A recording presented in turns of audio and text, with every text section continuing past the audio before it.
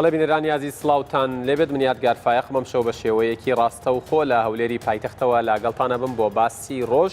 میوانی ئەم شۆمان میوانێکی تایبەتە بە سوپاسەوە دکتۆر ئامانج ڕەحیم سکرتێری ئەنجومەنی وەزیرانی هەرێمی کوردستان سوپاسیانەکەین بۆ ئەم دەرفەتە دیارە مەبەستمە لەگەڵ جەنابیان لەسەر کۆمەڵێک پرسی گرنگ گفتوگۆ بکەین دیارترینە و پرسانەی کە گفتوگۆی لەسەرەکەین ئەو پرۆژەی چاکسازیە و پرۆژە قانونی چاکسازەیە کە لە پەرلەمانە هاوڵاتیان چاوەڕێی پەرلەمان و دوایەوەش چاوەڕێکن کە حکوومەت کە لە پەرلەمان پەسەند دەکرێت حکوومەت چی ئەکات چۆن ئەیکات بە چ میکانیزمێک جێبەجێیەکە و قسە لەسەرەوە هەیە کە ئایا بە جێبەجێکردنی ئەم پرۆژە یاسایە کە چوە بواری جێبەجێکردنەوە ئایا فعلەن پاشەکەوتی موچە نامێنێت ئایا و داهاتەی بۆ خەزیێنەی دەوڵەت دەگەڕێتەوە چەندە و ئایا بای ئەوەیە کە 30 ڕۆژ جارێک موچە بۆ هاوڵاتیان بۆ موچە خۆران دابین بکرێت وە قسە لەسەرەوە کرێت کە ئایا بڵین ئەو پارانەی کە پاشەکەوت کراون تا ئەمڕۆ بە چ ڕێگەیەک یاخود بە چ وەسیلە و هۆکارێک لە ناو ئەم یاسایە چارەسەر کراوە بۆی بگەڕێتەوە بۆ هاوڵاتیان و نەفەوتێ بێگومان قسە لەسەر زۆر پرسی دیکەش ئەەکەین کە لە ناو بەرنامەکە دروست ئەبێت من زیاتر ناڵێم چونکە من پرسیارم زۆرە و کاتەکەشمان دیاری کراوە جەنابی دکتۆر ئامانج ڕەحیم سکرتێری ئەنجومەنی وەزیرانی هەرێمی کوردستان سڵاوتان لێبێ سوپاس بۆ ئەم دەرفەتە ئەمەوێت لەو باسەوە دەست پێ بکەین کە یەکێکە لەو باسانەی کە هاوڵاتیان زۆر مەبەستیانە و ئەیانەوێت زانیاریان لەسەری هەبێت ئەوەی کە ئەوترێت دابشکردنی موچە ئەبێتەوە بە 30 ڕۆژ جارێ یاخود ماوەیەکیش 24 ڕۆژیش دابش کرا ئێستا خەڵک مەترسی یاخود خەمی ئەوەی هەیە کە بێتەوە بە 40 ڕۆژ و 50 ڕۆژ زۆر بە خێرایی لەسەر ئەمانە کۆمنت بی بۆی بچینە ناو باسە سەرەکیەکەمانە پێشێکی زۆر سوپاس کاک یادگار بۆ ئەم دەرفەتە و سڵاوێکی گەرم لە بینەرانی تەلەڤیزۆنێکی 24ش طبعا بابەتی موچە جێی گرنگی هەموو هاوڵاتیانی هەرێمی کوردستانە چونکە ژمارەیەکی زۆری دانیشتوانی هەرێمی کوردستان خێزانەکانیان ژیان و بژێویان وابەستەیە بە موچەی لە حکوومەتی هەرێمی کوردستان وەریدەگرن لە دوای ساڵی 2005ەوە کە هەرێمی کوردستان بەشە بودجەی خۆی هەبووە لە بەغدا ئەو پارەی کە لە بەغدا هاتووە زیاتر لە 170 ڕێژە لە 170 خرج کراوە بۆ موچەی موچەخۆرانی هەرێمی کوردستان من نایەمەوە سەر ئەو باس و خواسەی کە قەیرانی دارایی و هۆکارەکانی سەرهەڵدانی و بابەتی سیستمی ناچاری پاشەکەوتی موچە لێەوە دەست پێ دەکەین کە بۆ داهاتوو ئێستا کە موچەخۆرانی خۆشەویست دانیشتون سەیریان بەرنامەیە دەکەن دەیانێت بزانن لە داهاتوو بژێ و ژیانیان چۆن دەڕوا بڕێوە بێگومان خرجکردنی موچە لە کاتی خۆیدا پەیوەستە بە دابینکردنی و بڕەپاری کە پێویستە بۆ خرجکردنی موچە طبعا یەکێک لەو پرۆژە گرنگانەی کە لەلایەن حکوومەتی هەرێمی کوردستانەوە جێبەجێ کرا بە مەبەستی ئەوەی کە موچەخۆری شایستە بتوانێت موچەکەی خۆی بە تەواوی لە کاتی خۆیان وەربگرێ مەسلەی تۆمارکردنی موچەخۆرانی هەرێمی کوردستان و لە سیستەمی بایۆمەتری بۆ ئەوەی حکوومەتە بزانێ ئایا چەند موچەخۆری هەیە و ئایا ئەو کەسانی کە موچە وەردەگرن شایستن بە وەرگرتنی ئەو موچەیان نا ئەو بوو بەسەرکەوتووی قۆناغی یەکەمی تۆمارکردنی بایۆمەتری موچەخۆرانی هەرێمی کوردستان ئەنجام درا طبعا سیستەمی بایۆمەتری پێم وانییە وەکو سیستمێکی تەکنۆلۆژی بتوانێت خەڵکی شایستە و ناشایستە لە یەکتری جا بکاتەوە بەڵام لە دەرئەنجامی ئەو داتایانەی کە هاتنە بەردەستی وەزارەتی دارایی و ئابووری و ئەنجومەنی وەزیران پێویستی بەوە هەبوو کە قۆناغی دووەمی چاکسازی لە کەرتی موچە بکرێت چونکە پرسیارەکەی جەنابەت ناچارم دەکات کە لەسەر بابەتانە قسە بکەم چونکە بەداخەوە لیستەکانی موچە و خانەنشینی بە ئێستا شەوانە کە من دەڵێم موچەخۆر مەبەستم لە پێشمەرگەیە هێزەکانی ئاسایشی ناوخۆیە موچەخۆری مەدەنیە کە سوکاری سەربەرزی شەهیدانە زیندانی سیاسیە کەم ئەندام و خاوەن پێداویستی تایبەت ئەمان هەموو پیانەوترێ موچەخۆر بەداخەوە ئێستا موچەخۆری شایستە و ناشایستە پێکەوە سوودمەندن لە هەر گۆڕانکاریەکی ئیجابی کە لە بواری موچە بکرێ بۆیە من وەکو کەسێکی شارەزا بە خیبرەی ئیشکردنی چەندین ساڵ لە ئەنجومەنی وەزیران و کەسێکیش بەڕاستی بە ئاگا لە پرۆسەی چاکسازی لە بواری کەرتی موچە و خانەنشینی و بەخشین و دەرماڵەکان پێم وایە چارەسەری بنەڕەتی ئەوەیە کە ئێمە ئەبێ لیستەکانی موچەخۆران پاک بکەینەوە لە خەڵکی ناشایستە و هەتاوەکو ئەم لیستانە پاک نەکرێنەوانێ و ڕێک نەخرێنەوانێ و موچەخۆری شایستە جا نەکرێتەوە لە موچەخۆری ناشایستە و ئەو هەموو نائەدالەتی کە لە ساڵانی پێشوو ئەنجام دراوە لەم کەرتە کە ناچینە سەر هەموو هۆکارەکان و هەمووشیان تیا بەرپرسیارن و هەموو حیزبەکان ئیتر بە کەم و زۆر بە پێی بەرپرسیارەتی خۆیان بەرپرسیارن بۆیە ئەگەر لە چارەسەری ڕیشەیی بگەڕێین بۆ چاکردنی بژێوی موچە خۆرانی هەرێمی کوردستان دەبێت چاکسازی بکرێت بۆیە لەسەر زمانی بەڕێز سەرۆکوەزیران بەڕێز جنابی سەرۆکوەزیران جنابی جێگری سەرۆکوەزیران وەزیرە بەڕێزەکان لە پەرلەمان هەموو کۆچین لەسەر ئەوەی کە دەبێت ئەو چاکسازیە ئەنجام بدرێت ئەوە بوو لە ئەنجومەنی وەزیرانەوە پرۆژەیەکی چاکسازی چۆ پەرلەمانی کوردستان و لە مانگی شوباتی ساڵی 2010 ئەم ساڵ ئەم پرۆژەیە بوو بە تەشریع و بوو بە تەشریعێک کە ژمارە 4 وەرگر بوو بە قانونی ژمارە 4 ساڵی 2010 بەڵام خەڵک ناڕزایی هەبوو لەسەر مادەی 3 ئەم تەشریعە و وای کرد کە پەرلەمان جارێکی تر هەموو پرۆژەکە بگەڕێنێتەوە بۆ پەرلەمان ئێستا دێمە سەر ئەوەی کە لە چ قۆناغێکدایە چونکە خەڵک گوێی لە بەرزترین دەسەڵاتی جێبەجێکردن دەبێت کە سەرۆکوەزیرانە دەڵێ ئەگەر ئەو یاسایە جێبەجێ بکرێ ئەوە بن وعد بە خەڵکی هەرێمی کوردستان دەدەم کە ئیتر لەمە دووە خەڵک بە پاشەکەوت موچە وەرناگرێ و زۆر قسە لەسەر ئەم بابەتە ئەگرێ ئایا ئێستا کێیە کە سەبەبکاری ئەوەیە کە ئەم تەشریعە جێبەجێ ناکرێت و ناکەوێتە بواری جێبەجێ زۆر هەڵەگرێ سەر ئەوانە بەشی دووەم بەڵێ طبعاً دوای ئەوەی کە ڕێکوتنیشی وەکو بڵێ زارێکی لە بینی حکوومەتی هەرێمی کوردستان و حکوومەتی فیدرالی کرا لەسەر ڕێخستنەوەیەکی کاتی بۆ دابینکردنی بەشە بودجەی هەرێمی کوردستان ئەوە بوو حکوومەتی عراقی براریدا کە 370 ملیار دینار ماگانە دابین بکە و من ئەتوانم لێرەشەوە ئەو شاهدیە بۆ حکوومەتی فیدرالی بدەم کە لەگەڵ دابشکردنی موچەی خۆیان بە بەردەوامی بە ڕێکوپێشی 370 ملیار دیناری خۆیان نردووە لە هەمان کاتە بە شێوەیەکی ناڕاستەوە خۆش حکوومەتی فیدرالی قبوڵی کردووە کە هەرێمی کوردستان ئەو نەوتەی کە ئێستا هەناردەی دەکات لە بلۆکە نەوتەکانی کە ئێستا لە ژێر کۆنتترۆلی وەزارەتی سامانە سروشتەکانە ئەو بڕەبارەیە تەکمیلە بکات لەگەڵ ئەو 24 ملیار دیناری کە لە وەکو هاوکاری حکوومەتی ئەمریکی ئەدرێت بە وەزارەتی پێشمەرگە ئەم بڕەپارانە پێکەوانێ هەمویان وای کردووە کە ڕێگە بە حکوومەتی هەرێمی کوردستان بدا چاوخشانەوە بکاتەوە بەو سیستەمی ناچاری پاشەکەوتەی کە پێشتر پیادەی کردووە باش و ئێستا بۆیە جێبەجێکردنی ئەو سیستەمە تازەیە و دابینکردنی موچەی موچەخۆرانی هەرێمی کوردستان 30 ڕۆژ جارێک وابەستەیە بە دابینکردنی ئەو سێ سەرچاوی کە بۆ بەڕێستانم هیچ کام لەو سەرچاوانە کێشەی هەیە ئێستا هەتا ئێستا دوێنێ ئێمە کۆبوونەوەی ئەنجومەنی وەزیرانی ژمارە 48 بوو بەڕێز وەزیری دارایی و ئابووری راپۆرتێکی پێشکەش کرد لەسەر ئەم بابەتە بەڕاستی نیگەرانی مامۆستایانی خۆشەویستیش لە کۆبوونەوەی ئەنجومەنی وەزیران مناقەشەی لەسەر کرا خوێندنی باڵا و پەروەردە ناویان هەر لە کۆبوونەوەی ئەنجومەن بڕیاردرا کە ئەبێت لە مانگی داهات و دیسانەوە هەردوو وەزارەتی تەربیە و وەزارەتی خوێندنی باڵا بێنەوە پێشەشی قایمەی خەرجکردنی موچە و ئەوەی کە بەڕێز وەزیری دارایی ئاماژەی پێدا کە بەغداد بە بەردەوامی 370 ملیار دینارەکە دەنێرێ وەزارەتی سامانە سروشتەکانیش تا ئێستا پابند بووە بە ناردنی ئەو بەشەی کە پێویستە دابینی بکات و ئەوەی ویلایەتە یەکگرتووەکانی ئەمریکاش بەردەوامە بۆیە کەواتە 30 ڕۆژ جارێکە 30 ڕۆژ جارێک موچە دابشکردن لە شوێنی خۆیەتی هەڵا بەردەوام بەڵێ دوێنێ تاکید کرایەوانێ و وەزارەتی دارایی و ئابووریش ئامادەی خۆی دەربڕی بە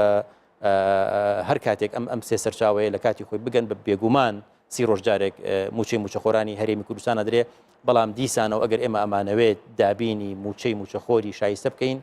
ئەبێت چاکسازیارم زۆر لەسەرەوەیان چونکە تو هەگە هەر بیر لە کۆکردنەوەی پارە بکەیتەوە زیادی بکەیت ئەگەر نرخی من هەموو جارێ ئەم قسەیم کرد و لێرەش دووبارەی دەکەمەوە ئەگەر نرخی نەوت زیاد بکە ئەگەر هەناردەکردنی نەوتی هەرێمی کوردستان زیاد بکە ئەگەر وەکو جاران ماگانە 1 ملیار و 200 میلیۆن دلار لە بەغدا وەربگرین ئەگەر بێت و ئێمە چاکسازی نەکەین دیسانەوە تۆ پارەکە بەش ناکە بۆیە پێم وایە لێرەوە من ئەمە وەکو کەسێکی پرۆفشنال قساکەم ئەبێ ئێمە چاکسازی بکەین لە بواری موچەخۆرانی وەزارەتی پەروەردە وەزارەتی خوێندنی باڵا بە دیار بەرنامەکە و دانیشتون ئەویانەوێ بزانن ئەوان کەی موچەوەرەگرن وا بڕیارە قایمەی دووەم بم نزیکانە ئیعلام یەکەوێتە دوای حوتەوە واللهی ئەمە زیاتر پەیوەندیدارە بە وەزارەتی دارایی و ئابووری ئێستا ئەو جەدوەلەی کە ئیعلان کراوە تاوەکو 16 مانگەوە بزانێ بەردەوام دەبێت بەڵام دوێنێ جەخت لەوە کرایەوە ئەگەر پارە ئامادە بێت دابشکردنی موچە دەتوانرێت بە هاوتەری بێ لەگەڵ وەزارەتەکانی تر پێم وانی ئەگەر پارە هەبێت هیچ ڕێگریی تەکنیکی هەبێت کە پێش 16 مانگ موچەی موچەخۆرانی وەزارەتی پەروەردە و خوێندنی باڵاش بدرێت باشە بینە سەر ئەو باسی ئەو پرۆژە یاسایی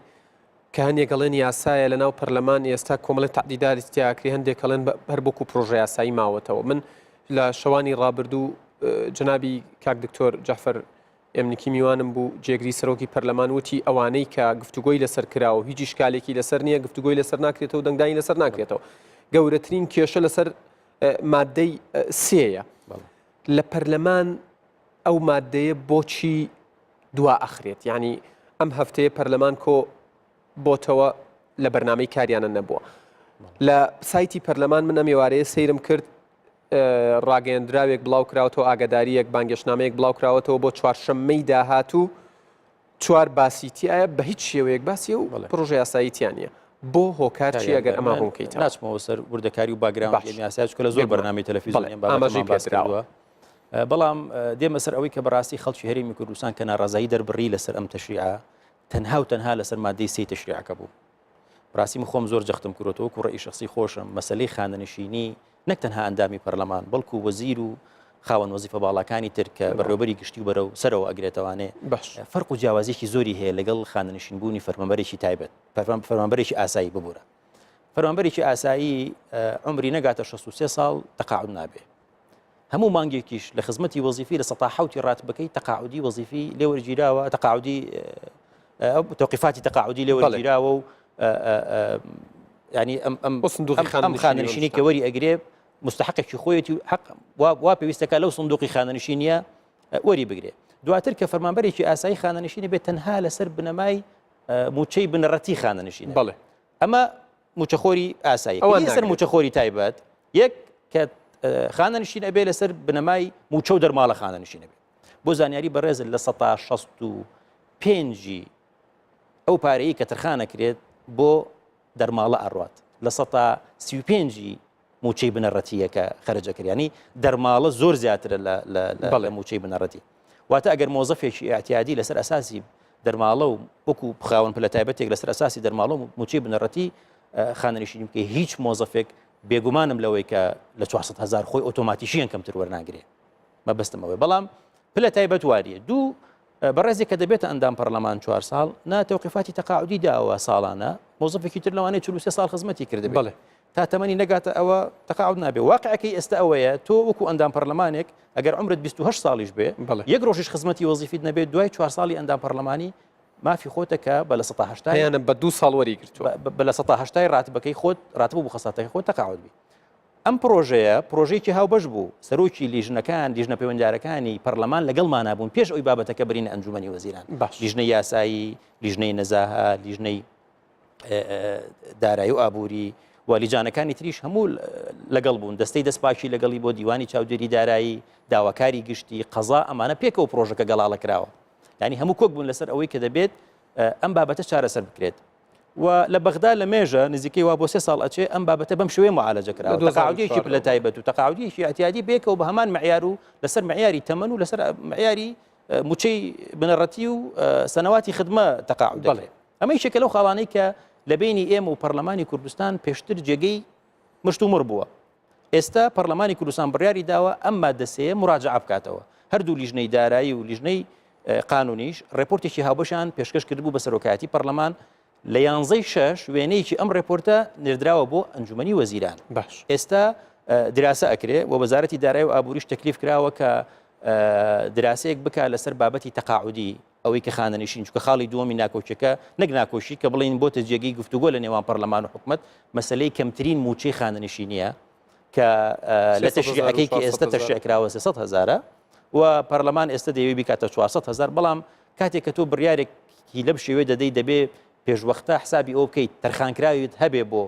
مانگەکانی داهاتوو چکە ناکرێت قانونێک لە پەرلەمان دەربچێت بەڵام دواتر بواری جێبەجێکردنی نەبێ و پەیڕەوی ناوخۆی پەرلەمانیش زۆر وازحە دەڵێ هەر قەرارێکی تەشریعیان هەر تەشریعێک ئەگەر هاتوو ئیلتیزاماتی دارایی لێکەوتەوە دەبێت لەگەڵ حکوومەت و وەزارەتی دارایی پێشوەختە دکتۆر باس لەوە خاڵی سێمیش دەرماڵەکانە دێمە سەری چکەویش بۆتە بابەتێکی بەڕاستی بەداخەوە من زۆر جۆم لە زۆر قسە ئەبێ لەسەر ئەم بابەتە ئەگەر بە وجدانەوە سەیری ئەو مادەیە بکەی کە پەیوەندیدارە بە دەرماڵە چ لەو تەشریعێکی ئێستا لە پەرلەمانە وەگەڕێنراوەتەوە بۆ پەرلەمان چ لەو پرۆژە یاسایی کە لە ئەنجومەنی وەزیران و چۆتە پەرلەمان بە هیچ شێوەیە کاگیادگار نەباسی ئەوە کراوە هیچ جۆرە دەرماڵەیەک ببردرێت نەباسی ئەوە کراوە بڕی هیچ دەرماڵێک کەم بکرێتەوە باشە ینی من ئەم ئێوارەیە لێدوانی پەرلەمانتارێکم خوێندەوە لە پەرلەمانی کوردستانە حزوری هەیە لە دانیشتنەکانە ها ینی تەنانەت ناوی ناهێنم بڕیاردەری لیژنەی یاساییە ئەڵێت حکوومەت ئەوێت لە ڕێگەی کەمکردنەوەی دەرماڵەکانەوە سیستمی پاشەکەوتی موچە بە یاسایی بکات وایە؟ کاگیادگارنا دادپەروەریەک هەیە لە مەسەرەی دەرماڵەکان. با من نمونەیەک بۆ بەڕێزت بێنەوە مەسەرەن دەرماڵەی مەترسی. دەرماڵی مەترسی ناوی خۆی بەخۆوێتی. بۆ کێیە؟ بۆ دکتۆرێکی بەڕێزە، بۆ کادریشی پزیشکیە کە تەعاملەکە لەگەڵ نەخۆش کە زۆر مەترسی هەیە ئەو نەخۆشیە نەقڵ بێ بووی. ئەمە یەکێک لەو حاڵەتانەی کە مەترسیە. فەرمانبەرێکی تەکنیکی لە وەزارەتی کارەبا کە ڕۆژانە لەسەر عەموودە کە ئیشی تەکنیکی ئەکا ژیانی خۆی ئەخاتە مەترسیەوانێ. ئیتر بڕۆ بۆ پیشەکانی تر محقق عەدلیەک لە محکەمە کە تەعاملەکە و تحقیقەکە لەگەڵ مجریمێکی گەورە حاکمێک ئەمانە بە شێوەیەکی گشتی مەترسی لەسەر ژیانیانە هەیە. بەڵام سکرتێری وەزیر بۆ نمونە ئەبێ مەترسی لەسەر ژیانی چی بێ کە لە بەر سەپلی دانیشتووە و ئیشێکی زۆر مەدەنیەکە. نزیکەی زیاتر لە 100 ئەوەی کە من بیستمە 100 ملیار دینار مانگانە ئەدرێ بە دەرماڵی مەترسی کە نزیکەی 90 ملیۆن دۆلارەکە مانگانە. بۆ خەڵکی شایستە دەرماڵی مەترسی نەک ئەبێ هەمووی بدرێ بەڵکو دەبێت زیادیش بکرێ. شۆڕتەیەک حەقیقۆیەکی دەرماڵی مەترسی ئەوانی کە شایستە بەڵێ ئەوانی شایستن. بەڵام حکوومەت داوای لە پەرلەمان کردووە کە تەخویلێکی تەشریعی بدا بە ئەنجومەنی وەزیران بۆی کە ئەنجومەنی وەزیران بتوانێت ئەو شوێنانی کە پێویستی بە قەراری تەشریعی هەیە پێویست بۆ نەکا بۆ هەموو شتێک بگەڕێتەوە پەرلەمانی کوردستان حکوومەت بتوانێت ئەو دادپەروەریە بەرپا بکە. من لێرە دڵنیا دەکەمەوە ئەو قانونەکەی لە بەردەستمە بۆ شێوەیە کە تەشریع کراوە لە پەرلەمان و پرۆژەکەی ئەنجومەنی وەزیرانیشم لە بەردەستە بە هیچ شێوەیەک باس لەوە نەکراوە هیچ جۆرە دەرماڵەیەک ببردرێت یاخود هیچ جۆرە دەرماڵێک کەم بکرێت. ئەمە ڕوون بەڵکو بنەماکە چییە؟ بەرجەستەکردنی دادپەروەری و شایستەبوونە لە خرجکردنی دەرماڵەکە. پێم وانییە هیچ کەسێکی بە ویژدان هیچ کەسێک کە خەمخۆری موچەخۆری شایستە بێ ئەم بنەمایی پێ قبول نەبێت. باشە دکتۆر باس لەوە کرێت بیستومە کە پەرلەمان و لیژنە پەیوەندیدارەکان لەگەڵ حکوومەت دانوستانێکی دیکە ئەکەن لەم هەفتەیە شتی وا هەیە؟ وەکو باسم کرد ئێستا راپۆرتە هاوبەشەکەی لیژنەی دارایی و لیژنەی قانونی لە لای حکوومەتە. بەڵێ طبعا ئەگەر لە یادت بێ پێش دەژن بڕیار بوو ڕۆژی سێشەممە بوو وابزانام کە کۆبوونەوەی پەرلەمان بکرێ و ئەم تەشریعە بەم شێوەیە ئەو لە راپۆرتەکە هاوبەشەکە هاتووە بخرێتە دەنگدانەوە بەبێ ئەوەی کە ڕێی حکوومەتی هەرێمی کوردستان وەربگیرێ. چونکە بینیهایە مەسەلەی ئەم پرۆژە یاسایە ئیلتیزاماتی دارایی دروستەکە. بۆیە پەیوەندی کرا بە سەرۆکاتی پەرلەمان و باز لەوە کرا کە ئەمە پێویستمان بەوە هەیە ئەمە بردێکی هاوبەشەیە ئێستا لە بینی سەرۆکاتی پەرلەمان و سەرۆکاتی حکوومەت وتمان ئەمە ئەبێ وەکو حکوومەت هەرێمی کوردستان ئەم راپۆرتە هاوبەشەی هەردوو لیژنەکە ببینین و سەیری بکەین و حسابی ئەوە بکەین کە ئایا ئەو ئیلتیزامەتە داراییانە قابلی جێبەجێکردنە یا قابلی جێبەجێکردن نییە. بۆیە لەگەڵ وەرگرتنی ئەو راپۆرتە هاوبەشەی هەردوو لیژنەکە ئێستا سەرۆکاتی ئەنجومەنی وەزیران و دوێنێش دیسان باس لەم بابەتە کرا وەزارەتی داراییش تەکلیف کراوە خۆتەزانی ئەم فترێ وتڵە بووە وتڵەکانی جەژن و ئەوانەی بەسەرا هاتووە. پێم وایە لە دەرفەتێکی زۆر نزیکدا دوار راپۆرتی وەزارەتی دارایی و ئابووری تەسەوەرەکەم لە هەفتەی داهاتوو ئامادە بکرێ و کۆبوونەوەیشی هاوبەشی سەرۆکایەتی پەرلەمان و سەرۆکایەتی حکوومەت بە ئامادەبوونی سەرۆکی و جێگر و مقڕری لیژنە پەیوەندیدارەکان بەتایبەتیش لیژنەی دارایی و لەگەڵ لیژنەی قانونی و وەزیرە پەیوەندیدارەکانی پلاندانان و دارایی و سامانە سروشتیەکان و ستافی سەرۆکاتی ئەنجومەنی وەزیران بۆ ئەوەی کە ئەم بابەتە یەکلایی بکرێتەوە چونکە ئەگەر سەیری قانونەکە بکەی بە شێوەیەکی گشتی کاگادگار بەڕاستی نقاتی زۆر ئیجابی. بڵێ من پێم خۆش نییە ئێستا زۆر باسی ئەم نقاتە ئیجابیانی قانونەکە کراوە زۆر مەسەلەن ئەگەر باسی یەشێک لەوانە بکەین مەسەلەی دروستکردن و ئەکتیڤکردنەوەی سندوقی خانەنشینی کە ئەبێ ئەو پارەیە کە ئیستقطاع کرێت لە مۆزەف بخرێتە ناو ئەم سندوقەوە ئیتر چونکە بەڕاستی خانەنشین زەرمەندترین چین بوون لە ناو موچەخۆراندا کە زۆر زیانیان پێگەشتووە. ئێستا ئەوان موچەی مانگی 5 ساڵی 2017 وەرگرتووە. تەسەوور کە ینی 1 ساڵ تەخیر بوون حساب کە مامۆستایەکی ینی 45 ساڵ خزمەتی هەیە لە کەرتی خوێندن لە قوتابخانەیەکی سەرەتایی ئێستا 300-400 هزار دیناری بۆ دەرچووەکو موچەی خانەنشین لەگەڵ موچەخۆرێکی خانەنشینی بەناحەق خانەنشین کرا بە پلەی تایبەت هەیە یەک ڕۆژ وەزیفەی نەبینیوە لەو حکوومەتەکە بەڵێتکار چونکە ئەگەر من ئێستا هەمان ڕۆژکراوە بە فەرمانبەر و هەمان ڕۆژیش دەرئەنجامەکانی بایۆمەتری ئێستا بخەینە ڕوو یعنی بەداخەوە شتی زۆر ناشرینمان پێ دەڵێ و تاکە چارەسەریش ئەوەیە کە ئەم حکوومەتە لە دوای ئەوەی کە پەرلەمان تەشریعی ئەم قانونە ئەکا حکوومەتیش بەڕاستی شێرگیرانە دەستکا بە جێبەجێکردنی و دواتر ئەگەر پێشت خۆش بوو باز لە میکانیزمەکانی جێبەجێکردنی شەکەی باشە بەس کات هاوکارمان بێت بێگومان پێم خۆشە زۆرترین ڕوونکردنەوە بدەین دیسانەوە دکتۆر ینی هاوڵاتیان سەیری دەمی پەرلەمانتارەکانەکەن چکە ئێستا شتەکە لە بەردەستیەوەنە پەرلەمانتارێک ئەڵێت لەم خولە ئەم پرۆژە یاسایە تێناپەڕێنرێت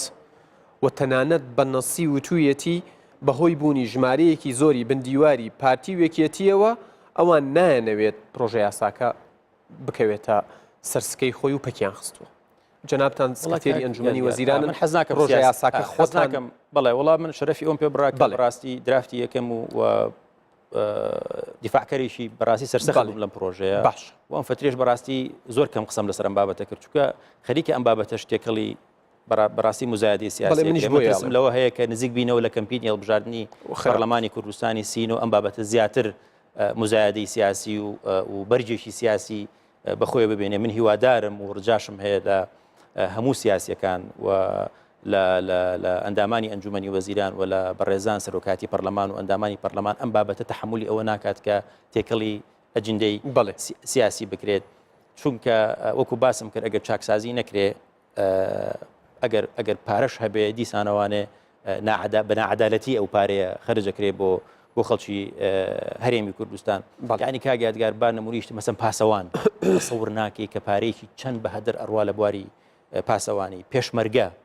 ئەزانی جگە لەو ینی قسە لەسەرەوەیە پاسەوانەیە وەکو میرات مامەڵی لەگەڵاکەن بەرپرسەکە لە ژیانە نەماوەوان بەکاری درێک پێش ئێستا پۆستی پاسەوان و پێشمەرگە فرۆشراوەتەوە هەتاوەکو ئەنجومەنی وەزیران بڕارێک دەرچوو کە چیتر لەمە دووە نەشر و فەسڵ نەمێنێ ئەو سەلاحەتە وەرگیرایەوە لە وەزارەتەکان کە بۆیان هەبێ خۆیان ڕاستەوخۆ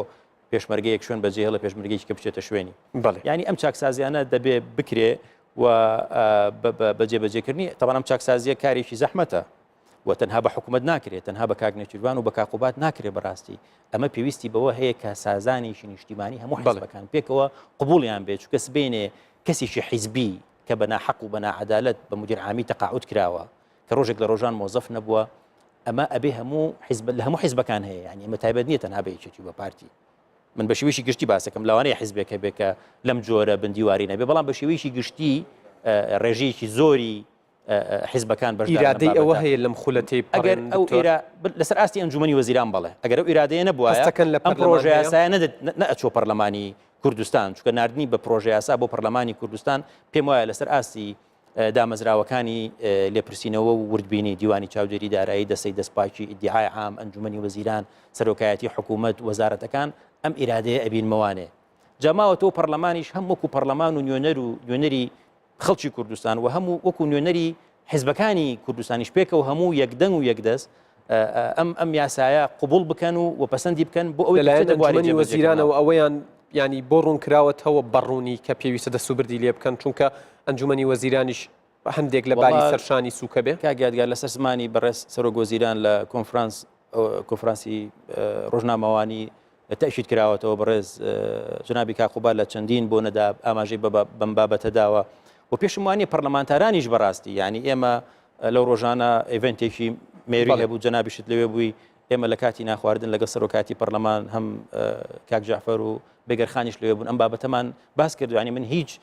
نابینم لە ئەندام پەرلەمانەکانیش لە سەرۆکاتی پەرلەمان کە دژی ئەم چاکسازیە بن و لێرەوە من دیسان دڵنیایی خەڵک دەکەمەوانێ ئەم یاسایە لە پێناوی دابینکردنی ماف و ئیمتیازات و موچەخۆری شایستە حکوومەت تاکەی چاوەڕێی پەرلەمانەکە ئێستا حاڵی حاضر راپۆرتە هاوبەشەکە لە لای حکوومەتە هەفتەی داهات و ڕەنگەیەوە بێ جااو کاتە داوا لە پەرلەمان نەکرێتەوە بوونەوەیکی هاوبەشی هەردوو سەرۆکایەتی پەرلەمان و لیژنە پەیوەندیدارەکان و وەزارەتە پەیوەنددارەکان کرێ بۆ ئەوەی کە بە یەک پرۆژەوە جارێکی تر بچێتەوە بەردەم پەرلەمانی کوردستان و بۆ ئەوەی کە هەرچی زۆر جێبەجێ بکرێ تاوەکو ئیتر موچەخۆری شایستە نەبێتە قوربانی ناشایستە دوو خولە کاتم ماوە هاوڕێیانم پێمەڵێن پرسیارێک کراوە لە کۆمنت پلە بەرزکردنەوە ڕاگیراوە تەفاسیلی زیاتریان پێنەوتم دەست پێ ئەکاتەوە بەم زوانە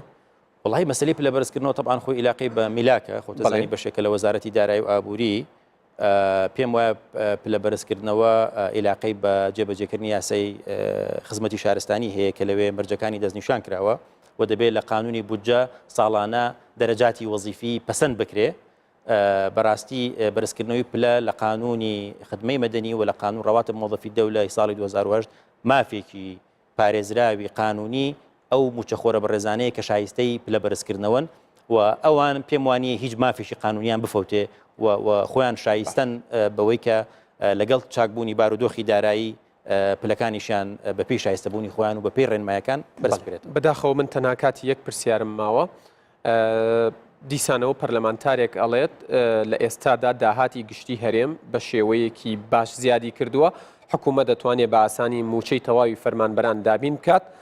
بەڵام پرۆژەی چاکسازی کردووە بەبیان و وایە زانی چۆنە خۆی ئەبێ